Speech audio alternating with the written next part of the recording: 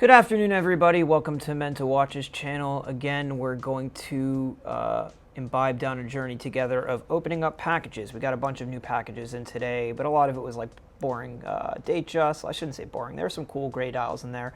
Submariners, modern watches, stuff like that. But there were two packages I knew I had coming in because I was able to successfully buy back some watches that I had sold years ago from clients. And they're two really special watches, two of the nicest watches I've ever sold, actually, from very different brands and very historically important and very cool watches. So let's go down this journey together and open them up. First one, ooh, I know what this is. Problem with vintage watches is they don't make them anymore. So sometimes when you sell a really great watch, you want to keep track of where it is and where it's been resold to and where it went so that you could try to buy it back in the future. And I love buying back watches I've sold because I know they're good watches.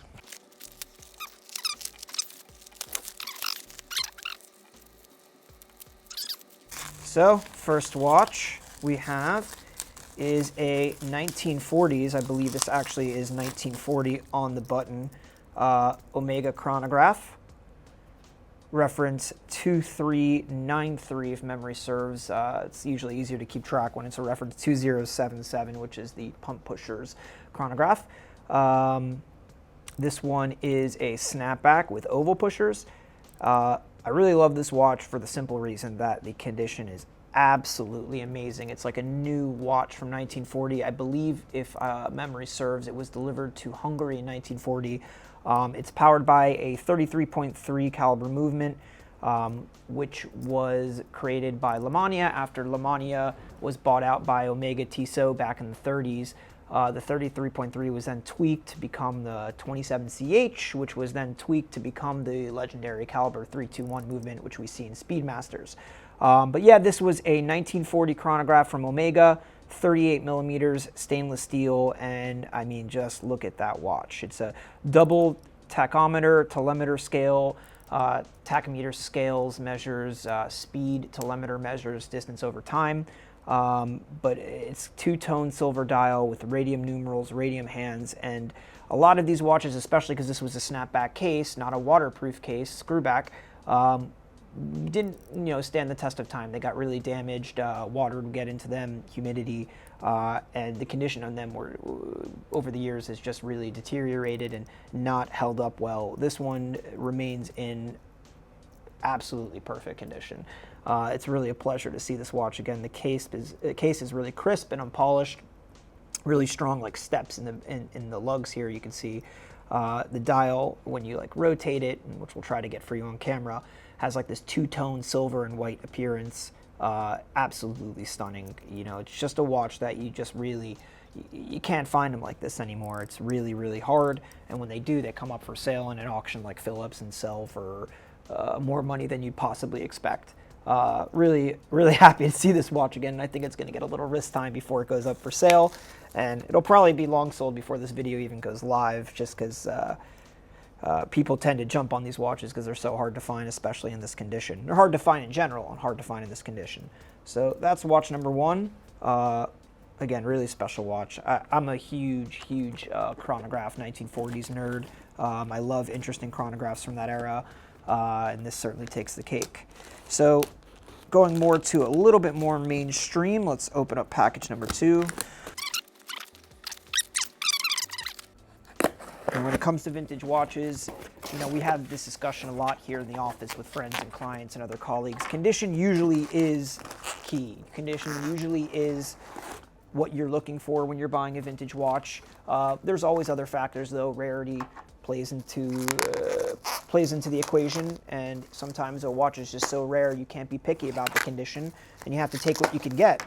But on more common watches, such as what we're about to see, sometimes it pays to pay a little bit of extra money and be a little bit more patient to find the best possible example, because when you do, it's just so much more rewarding and it's easier to resell in the future. Obviously, there's just a big premium to be paid for perfect vintage watches these days because they are so hard to find.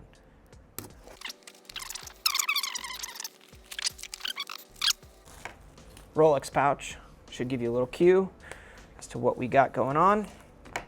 we have a 1965 Rolex GMT-Master, reference 1675, with a serial of 1.4 million.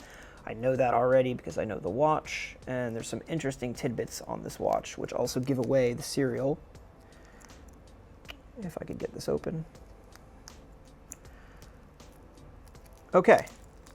We have what's called a gilt dial here, which was before Rolex in around 1966-67 transitioned into matte dials. It has a nice glossy sheen. The gilt is actually an inlay, which is under the dial. It's not printed on top of the dial.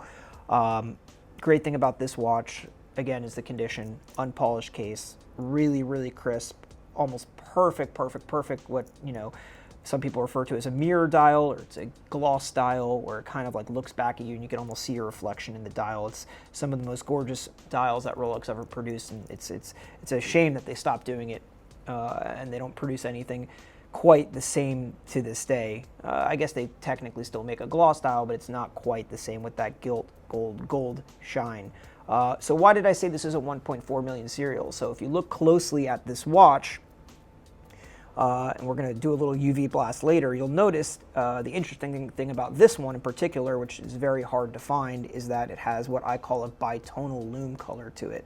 So the 12, 6, 9, and hands are a lighter shade of that patina, you know, yellow color that it's aged to than the rest of the dial. And this was only found on 1.4 million serial watches, or at least that we've been able to uncover, you know, to this day. I know Kirill over at Lunar Oyster, I think, has one on his site now that's also 1.4 million with the same lume layout. It's really hard to find. Something very interesting and a little bit more unique than your average just basic gilt dial GMT, which this happens to be, a very basic gilt GMT, but it has a, you know, a little bit of extra sauce there for you. Beautiful faded fat font insert, period correct for the reference, and again, just the condition's amazing. So we'll give it a little quick lume check with the UV light.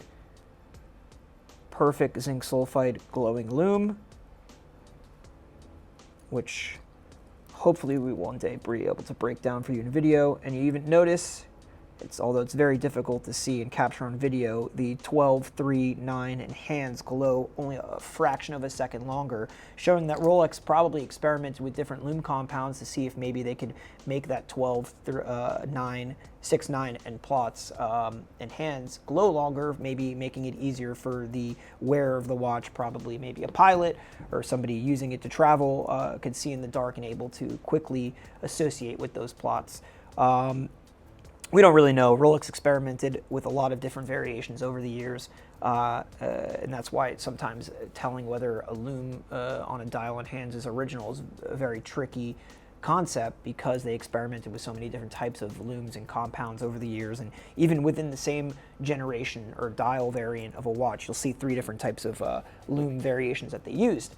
So this is just a cool variation. Again, really excited to have it back, because it's really hard to find watches in this condition, and also this kind of variation, a rare variation that not many people understand, but when you do, it's something really, really cool and unique.